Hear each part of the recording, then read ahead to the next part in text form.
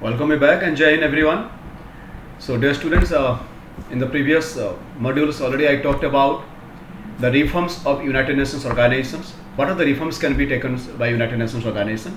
It can be in two ways. It can be a structural reforms you can say, or it can be reform in terms of jurisdiction, right?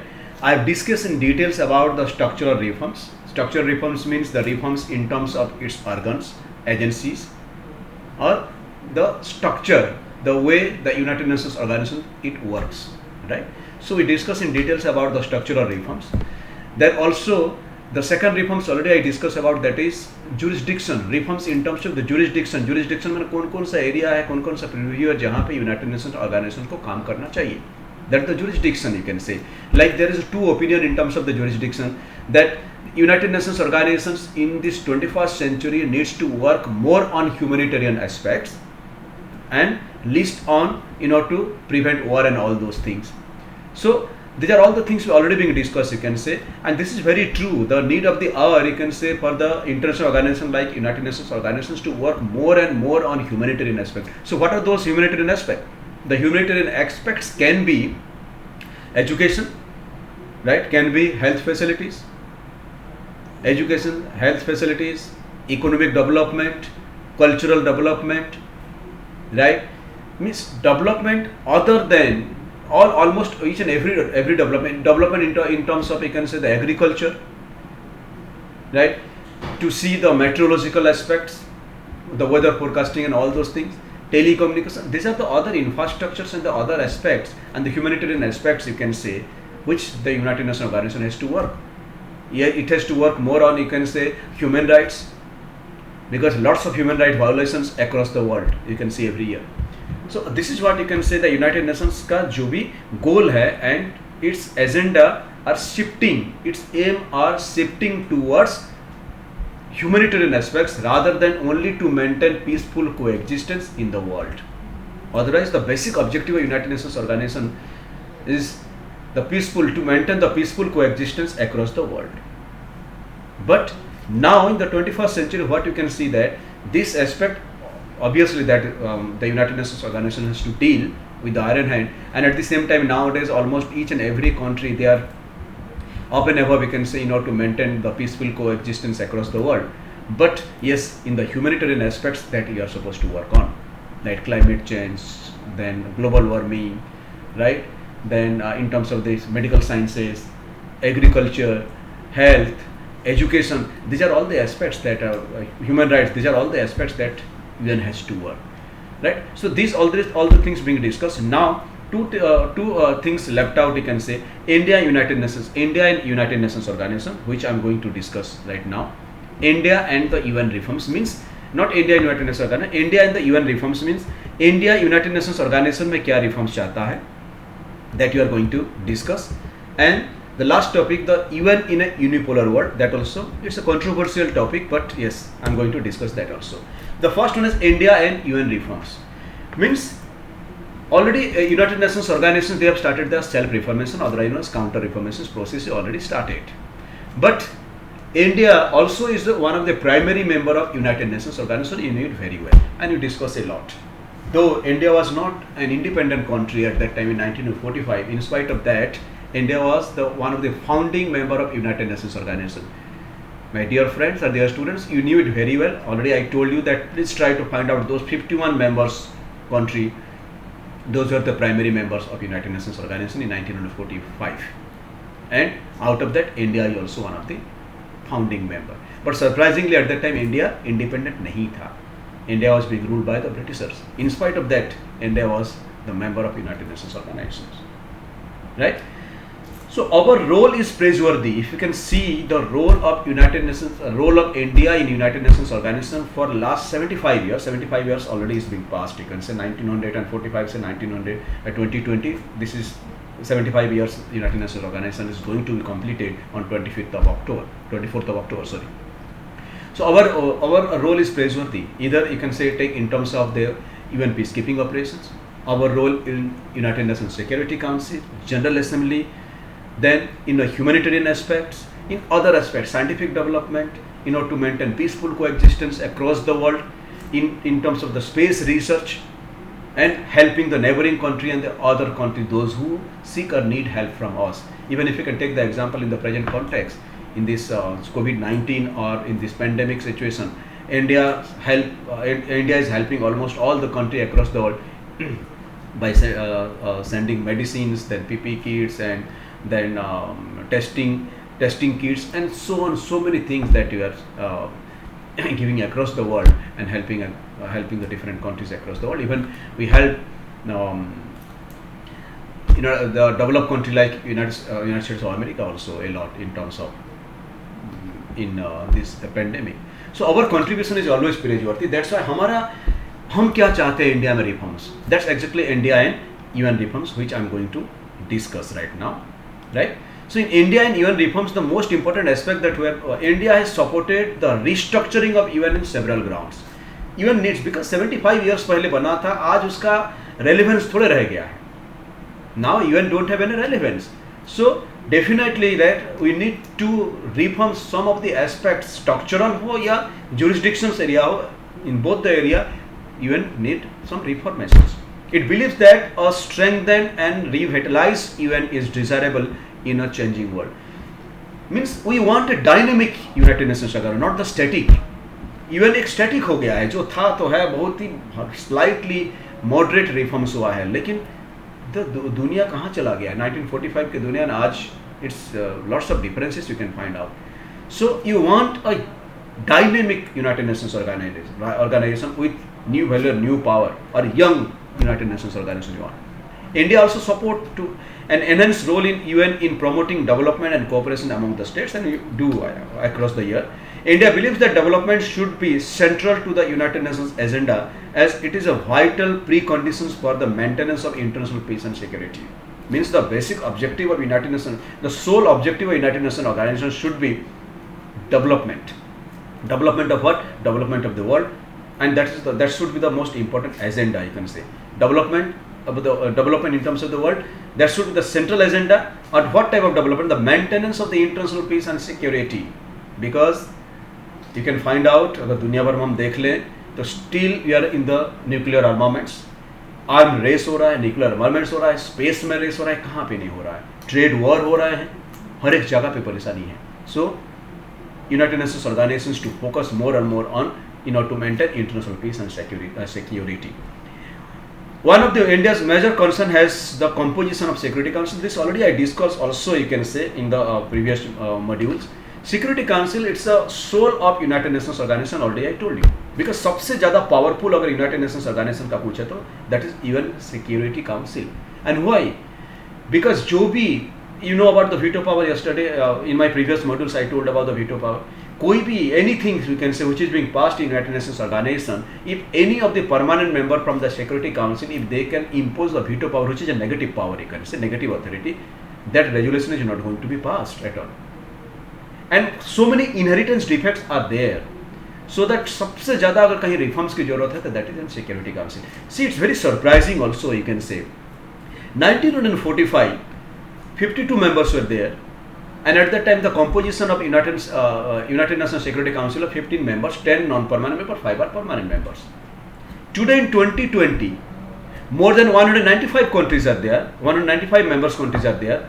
But what is the strength of what is the strength of UN Security Council? Exactly 15, 10 plus 5. मतलब जब 45 country थे तब भी 10 non permanent and 5 permanent members थे. आज 195 होने के बाद भी 10 non permanent and 5 permanent members. This is not at all logical और justified. So with the need of the time and it's the scenario has been changed across the year, so that this has to be changed a little, right? I wanted to just make a little bit change, you can see over here.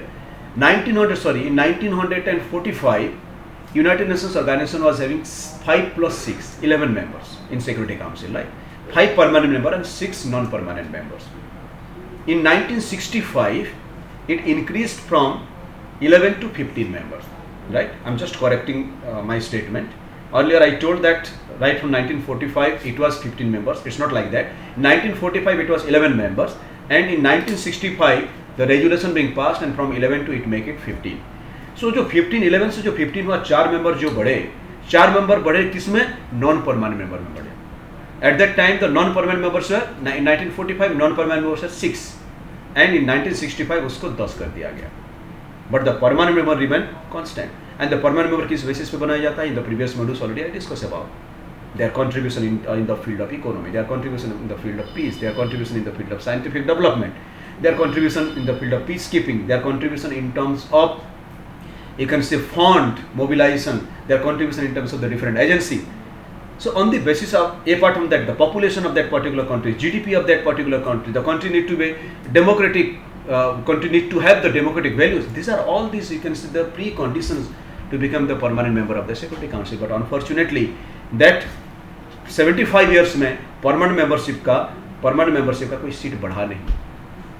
And already I told in my previous modules that it's very uneven compositions और representation, you can say. From Europe it's a small country and from Europe they are having 3 members, United Kingdom, Russia and France. From Asia it's the largest continent in terms of the population देखेंगे तो 75% of the population of the world only lives in Asia and only 1 member. Africa, no representations. North America, yes, a few countries are there, and America, USA is the only permanent member. From South America, no representation. But you can say the contribution of South America across the world is praiseworthy, but there is no representation. There is no representation from Africa. 2 continents से तो छोड़ ही दिया गया है. And leave about Australia and others.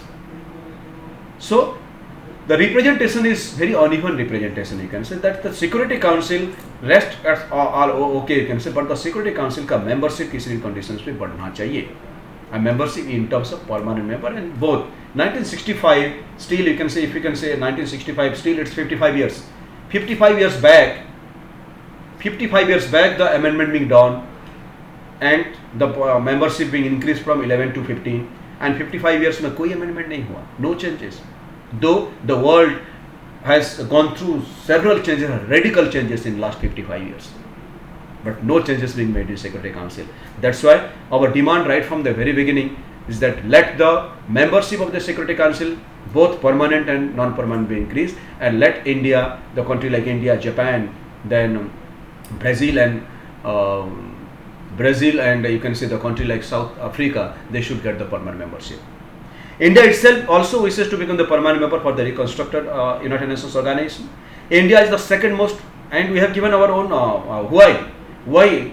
Because whatever the parameter being fixed by United Nations organizations, in that parameters, if you wanted to see our contribution, why we demanded or we put forth our demand that we need to be a permanent member, हमें permanent membership दीजिए, because we fulfilled what? Number 1, the second most populous country in the world, consisting of 1/5 of the world population, 20% of the world population lives in India, and we produce huge amount of human resources, those who work across the world. India is also the world's largest democratic country in the world, and most importantly 1900, जैसे US है 1776 से आज तक democracy है, तो democracy है, there is no upheavals, no civil wars and all this thing. अब कोई डेमोक्रेसी को ओवरथ्रो कोई नहीं किया। Similarly the country like India also 1947 till date you are having the democratic system, and our constitution set with the very lively documents, very dynamic constitution, it's not static. We have participated virtually all of the initiative of United Nations organizations, in any of the organs, in any of the agencies. If you can find out, our contribution is always praiseworthy. Our roles in United Nations peacekeeping operation is praiseworthy. And in my previous class, already I told you that presently India also got the membership of United Nations organizations for 2021 to 23 as a non-permanent member. And non-permanent member का मिलता है. See, this is very sure, very clear. In previous module also I told you that the criteria to become the member of Security Council, either permanent or non-permanent, are similar. अगर India non-permanent member हो सकता है तो permanent क्यों नहीं? This is not a question. Our country's economy emerged as the world stays 5th in terms of the GDP in the world. You are 5th in terms of the GDP in the world. Our military strength is also praiseworthy. If you can calculate the military strength in terms of all 3 wings of the armed forces, India may stand at fifth or sixth position in the world in terms of the military also. India has also made regular financial contributions to UN agencies and UN organs. India is aware of the permanent membership of the Security Council as a symbolic importance. It signifies country's growing importance in the world affairs. This greater status in the advantage of the country in the conduct of the foreign policy, the reputations being powerful to make very influential. Not only in that, in terms of the United Nations organization, we played very important role, you can say, in non-aligned movement now. And in fact, it was the brainchild of India, Pandit Jawaharlal Nehru. Also, we played very important role, you can say, in SAARC countries. This is the organization of the Indian subcontinent. We played very pivotal role in the SAARC country. Apart from that, we are the member of BRICS, and there also we played very important role. One of the very important leader, going to be the member of G7. You are already member of G77, and several other, you can say, the economic power across the world in our organization in which India become the member. We are the primary member of WTO. So what not? If you are contributing a lot towards United Nations organizations and following all the basic principles and the policies of United Nations organization, why can't India be given the permanent membership in UN Security Council? Even some countries questions its inclusion. A neighboring country like Pakistan, within which India has troubled relations, is not the only country that is reluctant to see India become the permanent veto members in the Security Council. Some other country, for instance, is also concerned about the India's nuclear weapon. In terms of the nuclear weapon, and we use the nuclear energy for the peaceful purpose. Only a few countries like Pakistan, or you can say maybe China, they are not in favor of giving us the permanent membership, right? Yet we feel that India is included, then the emerging powers will have to accommodate such a. That's why I was talking about Brazil, South America से membership मिल सकता है. Germany from Europe, it's a very powerful country. Japan perhaps from Asia, India and South America. So at least you can say from Europe already 3 members are there. So Brazil दे मिलना चाहिए from South America. Asia से 2 other powerful nations like Japan and India, and one more country, that is South Africa, so that they will be having 9 permanent members. Right now, so this is all about our stances. You can say the India stands for the reforms in terms of the Security Council. Our the only intention in terms of the reforms in the United Nations organization is to make certain changes in the policies and the procedure of the Security Council, and let us get the permanent members in the permanent seat in the Security Council.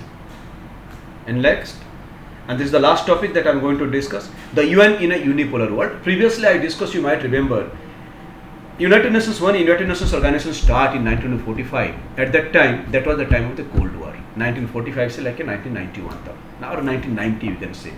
That's the time of the Cold War, 45 years. The world was in a bipolar world. Bipolarization was there.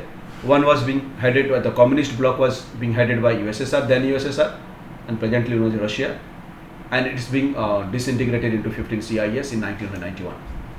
And the capitalist bloc, it was being headed by USA, and that's the Cold War period.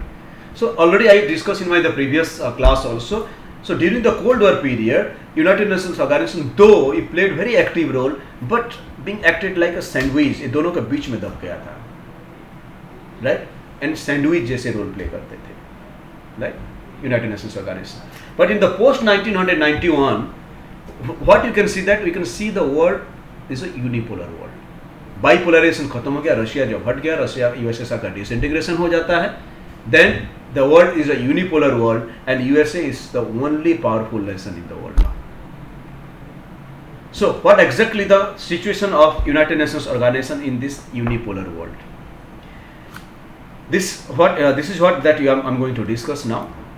In the unipolar world, what exactly the situation is, right?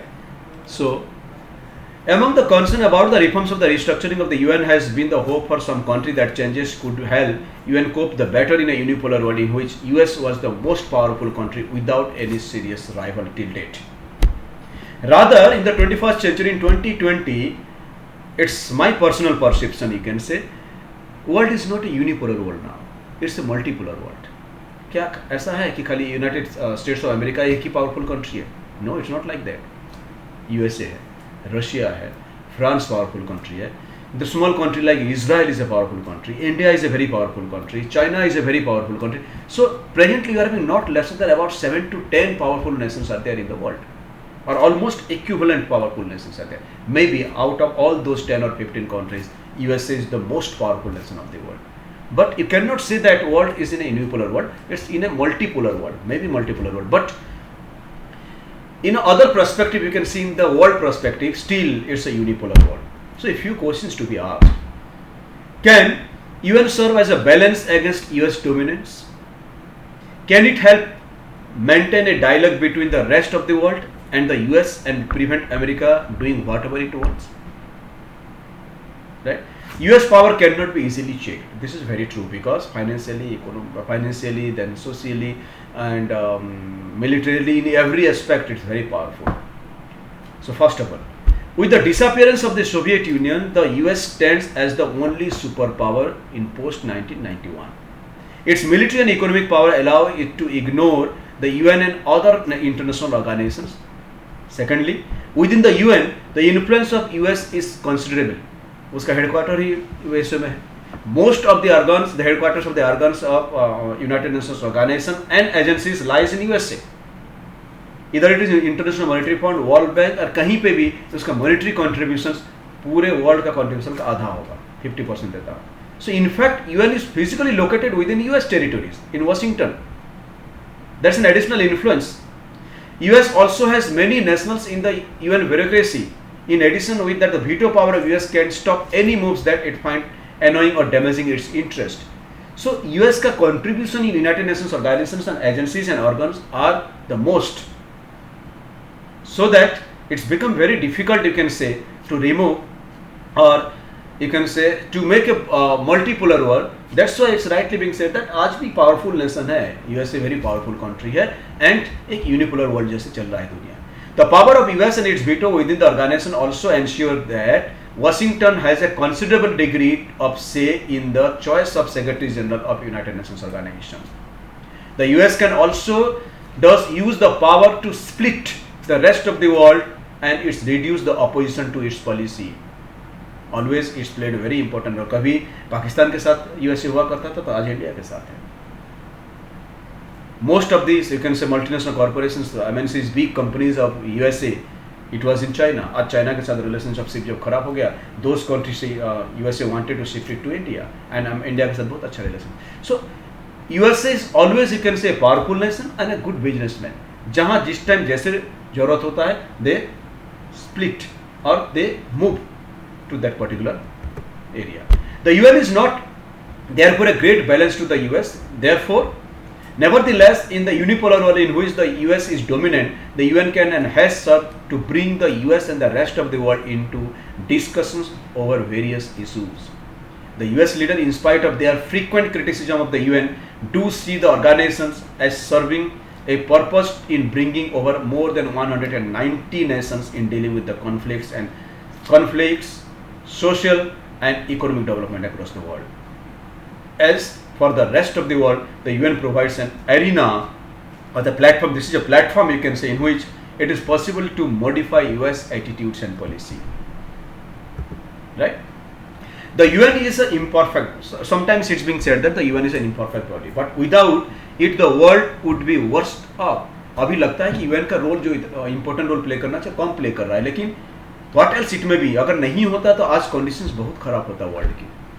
Given the growing connections and link between the societies and the issues, what we often call interdependence now, through this is because this is an international platform through which all those nations are interdependent in the various issues. Technology promises to increase the planetary interdependence, and therefore the importance of UN will only increase. People and government will have to find ways of supporting and using UN. This is very true. UN is an instrumental, you can say, to be used by the rest of the world for the interdependence of their own development in every aspect, and it can be done. But most importantly, how is it to be done? That is very important. That's why, you can say, precisely, if I wanted to say that United Nations Organization played very important role.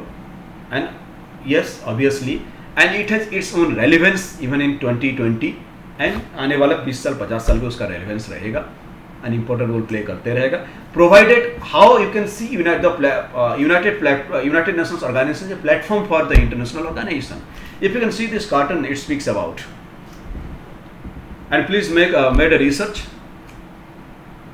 and after the class I am going to open the group for some times, and you can just post what exactly you understand by this particular cartoon. See, this gentleman is having United Nations organizations in his right hand and the other side war.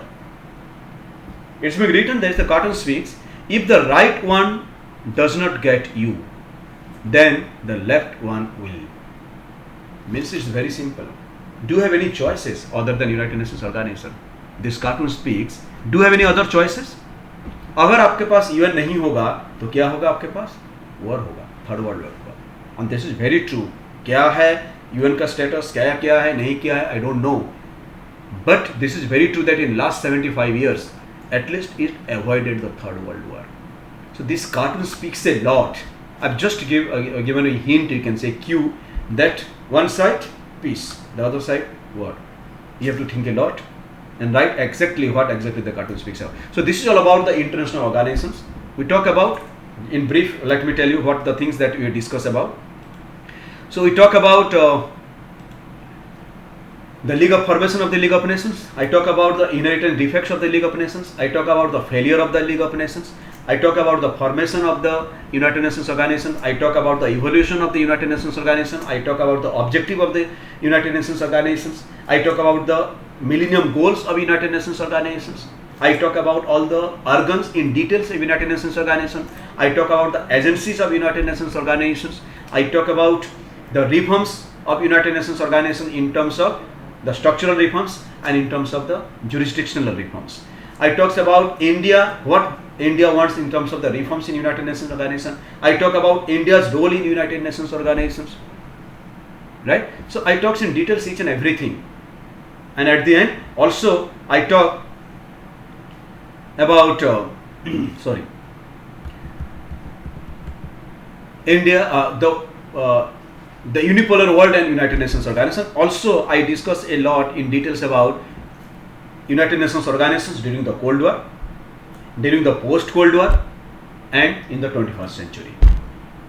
That's all about this particular chapter, and I'll be sending you the PDF in terms of the question answers and the notes, and from the next class we'll go on with the new chapter.